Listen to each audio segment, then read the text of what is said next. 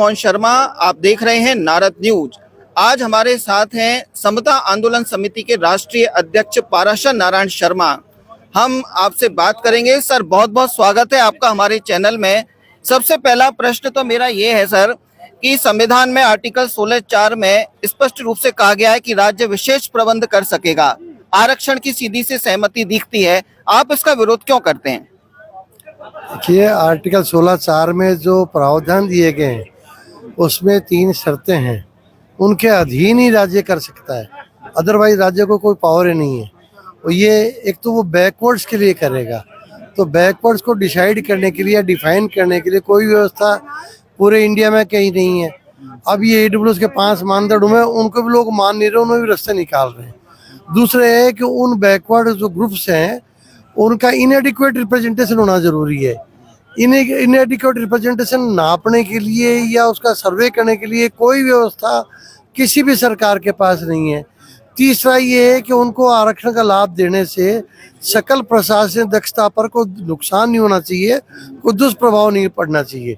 ये तीनों शर्तें अगर मान करके उनकी पालना करते हुए सरकार देती है तो हमको कोई आपत्ति नहीं है, लेकिन सरकार इन तीनों शर्तों की पालना नहीं कर रही है। इसी का हम विरोध कर रहे हैं, क्योंकि संविधान विरोधी कार्रवाई कर रही है सरकार। EWS का जो आरक्षण है उसमें राज्य सरकार के मापदंड अलग हैं, केंद्र सरकार के अलग हैं। आपका समर्थन शायद केंद्र सरकार वाले मापदंडों को है। आप राज्य सरकार के मॉडल का विरोध क्यों करते हैं? देखिए, केंद्र सरकार ने बहुत सोच विचार के जो 5 मानदंड रखे हैं, हम उसका पूरी तरह समर्थन करते हैं, क्योंकि आर्टिकल 16(4) में जो पिछड़ों को आरक्षण देने की बात कही गई है, वो एक्चुअल में वो 5 मानदंडों को अगर पूरा करने वाला कोई व्यक्ति आरक्षण का सर्टिफिकेट बनवाता है EWS का, तो वो वास्तव में वंचित और पिछड़ा ही होगा। राज्य सरकार ने उसमें 4 मानदंड हटा दिए, केवल इनकम का रख लिया, 8 लाख की इनकम का रख दिया। अब 8 लाख की इनकम बिल्कुल वो गोल मोल सा मानदंड है।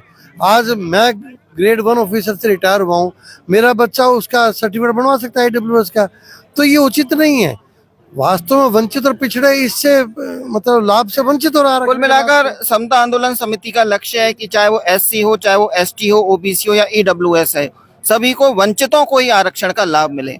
सर, पिछले विधानसभा चुनावों में समता आंदोलन समिति ने काफी अच्छा प्रयास किया था और एक धमक रही थी उस राजनीतिक एक प्रयास की। इस लोकसभा और विधानसभा चुनावों में आप चुप रहे, इसका क्या कारण था? इस बार हम अब कार्रवाई करेंगे, या अभी हम लोकसभा और विधानसभा में ज़्यादा नहीं बोले हैं, क्योंकि हमको लगता था कि ये जो चुनाव हो रहे हैं, पिछली बार जैसे हमने मिशन 59 चलाया था तो उसमें लोगों का रुझान हमारे मुद्दों पर रहा नहीं, क्योंकि मुद्दे राष्ट्रीय स्तर के थे, बहुत ही अच्छे मुद्दे थे, और हमने आरक्षित वर्ग की सीटों पर आरक्षित वर्ग के लोगों को खड़ा करके ही उनसे वो बातें कहलवाई थी जो देश हित में थी, वंचितों और पिछड़ों के हित में थी और पूरे समाज और राष्ट्र के हित में थी। लेकिन लोगों ने उसको रिकॉग्नाइज नहीं किया, तो इस बार हम शांत रहे। अब हमारा कार्रवाई चली, क्योंकि बीच में 2-3 साल कोरोना काल में भी खराब हो गए थे।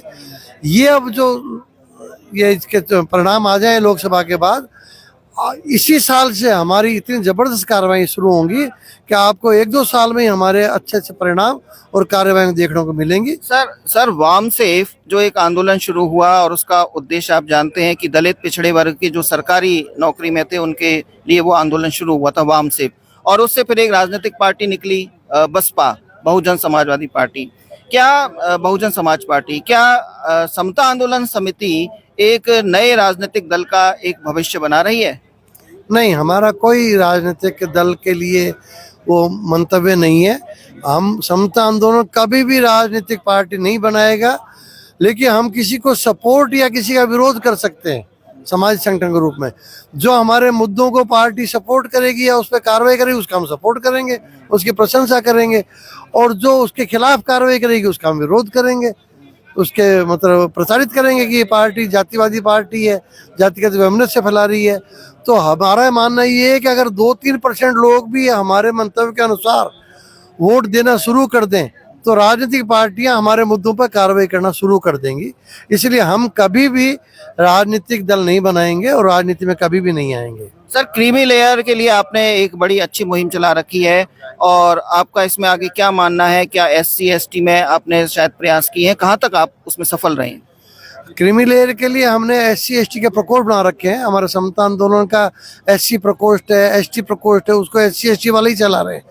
और उन्हीं के मार्फत हमने सुप्रीम कोर्ट में रिट लगवाई थी, जिसमें जनवरी 2018 में नोटिस इशू हो चुके हैं। अब उसको स्पीड अप करके उसका इस साल में फैसला करवाने का प्रयास करेंगे। और सुप्रीम कोर्ट की 3 संविधान पीठें निर्णय दे भी चुकी हैं कि SC ST से जब तक क्रीमी लेयर को बाहर नहीं किया जाता तब तक ये समानता का अधिकार पूरा मिल ही नहीं पा रहा। वंचितों को और दलितों को सरकारी योजना का लाभ मिल ही नहीं पा रहा है। तो सुप्रीम कोर्ट के निश्चित रूप से डायरेक्शन है, लेकिन सरकारें मान नहीं रही हैं। हमारी स्पेसिफिक जो रिट है उसमें फैसला आते ही सरकारों को मानना पड़ेगा, अदरवाइज हम कंटेम्प्ट जाके मनवा लेंगे सरकार से। सर, एट्रोसिटी एक्ट के खिलाफ मैंने आपके उद्बोधन में सुना, आपने काफी बातें कही और लोगों के मन में इस कानून के बारे में काफी भ्रम है, क्या कहना चाहेंगे? एट्रोसिटी एक्ट लोग में कैसे बचाव करें अपना, मतलब? एट्रोसिटी एक्ट में लोगों को बहुत भ्रांतियां हैं कि एक तो ये भ्रांति है कि FIR लॉज होते ही उसमें गिरफ्तारी जरूरी है। कहीं कोई जरूरी नहीं, ऐसा कोई प्रावधान नहीं है। 95% से अधिक मामलों में SC ST एट्रोसिटी मामलों में गिरफ्तारी हो ही नहीं सकती है। सुप्रीम कोर्ट का फैसला है और डायरेक्टिव्स जारी किए गए हैं। अगर कोई गिरफ्तार करता है थानेदार वगैरह तो उसके खिलाफ संबंधित राज्य का high court contempt of court की कार्रवाई करेगा। ये सुप्रीम कोर्ट के निर्देश हैं, तो कोई गिरफ्तारी हो ही नहीं सकती। दूसरा, 70% मुकदमे एट्रोसिटी एक्ट के फर्जी होते हैं, झूठे होते हैं। उनमें भी सुप्रीम कोर्ट का डायरेक्शन है कि झूठे मुकदमों में अग्रिम जमानत दिया जाना अनिवार्य है। अगर अग्रिम जमानत नहीं दी गई तो वो मिसकैरेज ऑफ जस्टिस होगा, तो अग्रिम जमानत भी मिल सकती है। तो लोग अनावश्यक रूप से डरते हैं, घबराते हैं और कुछ थानेदार वगैरह डरा करके पैसे हटने का प्रयास करते हैं। हमारा निवेदन ये है कि किसी के खिलाफ भी झूठा मुकदमा दर्ज होता है एट्रोसिटी एक्ट का, वो हमसे ही हमारे पदाधिकारियों से संपर्क करे और उसको कतई इस एट्रोसिटी एक्ट से डरने की जरूरत नहीं है। लेकिन कोई एट्रोसिटी वास्तव में करता है उसके साथ समता आंदोलन कतई नहीं है, वो अपनी करनी भुगतेगा। सर, नीट के रिजल्ट आने वाला है, नीट का रिजल्ट, और हमारे हजारों विद्यार्थी जो सामान्य वर्ग से हैं वो काफी बड़े डोनेशन देने को मजबूर होते हैं, 1-1 करोड़ रुपए। आपने अपने उद्बोधन में कुछ उनके लिए कहा, क्या आपका कहना है इस बारे में? शैक्षणिक क्षेत्र में जो आरक्षण है उसके कारण से OBC और सामान्य वर्ग के बच्चों को बहुत बड़ा नुकसान हो रहा है, क्योंकि उस आरक्षण के दुष्परिणाम के कारण उनको प्राइवेट कॉलेजों में जाके MBBS करनी पड़ती है। सरकारी कॉलेज में मेरिट से आ सकते हैं, लेकिन आरक्षित कॉलेज से प्राइवेट कॉलेज में जाते हैं तो प्राइवेट कॉलेज में फीस 1 करोड़ से ज़्यादा लगती है उनकी, सरकारी कॉलेज में 5 लाख लगती है।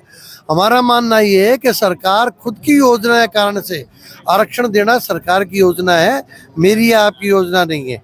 उस योजना के कारण से कोई किसी व्यक्ति विशेष को नुकसान होता है तो उस नुकसान की भरपाई करने के लिए सरकार उसका बर्डन एक व्यक्ति पर नहीं डाल करके 140 करोड़ जनसंख्या पर डाले, सरकारी राजकोष से भरपाई करे उसकी। ये मानना हमारा, हम इसके लिए PI भी लगवाएंगे और कोई पीड़ित पक्षकार आएगा, कोई बच्चा आएंगे तो उनसे भी रिट लगवा करके हम उसको डिफरेंस ऑफ फीस दिलवाने का प्रयास करेंगे। बहुत बहुत धन्यवाद सर आपका। तो ये थे पाराशर नारायण शर्मा, राष्ट्रीय अध्यक्ष समता आंदोलन समिति। जैसा कि आपने बताया कि समता आंदोलन समिति का लक्ष्य कि जो सही मायने में पिछड़े हैं, जो सही मायने में वंचित हो, चाहे वो SC हो, चाहे वो ST हो, चाहे वो EWS हो, उनको उनका हक मिलना चाहिए। आगे देखेंगे कि क्या समता आंदोलन समिति इन अपने अभियानों में और अपने इन उद्देश्यों में कामयाब हो सकेगी।